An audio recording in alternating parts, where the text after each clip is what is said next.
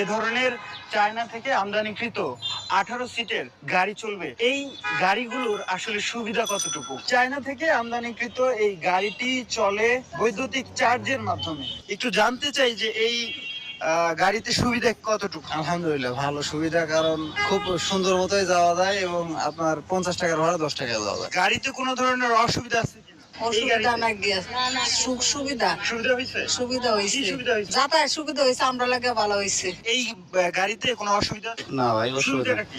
ভালোই সুবিধা। একটু বলেন তো, অটো রিক্সা বন্ধ করে যদি এই গাড়ি চলে কেমন হবে? মনে করেন একটা যদি রিক্সা দিয়ে যদি যাতায়াত করে তাহলে কিন্তু 50 টাকা 40 টাকা লাগে। আর এই গাড়িতে যাইলে যেই রাস্তা হানি যাইবো এই রাস্তা হানি এই গাড়িতে গেলে মাত্র 10 টাকা লাগে। তাহলে মনে করেন গরিব ঘর একটু সুযোগ সুবিধা পাইতেছে দেখে কিন্তু এই গাড়ি দিয়ে যাইতেছে।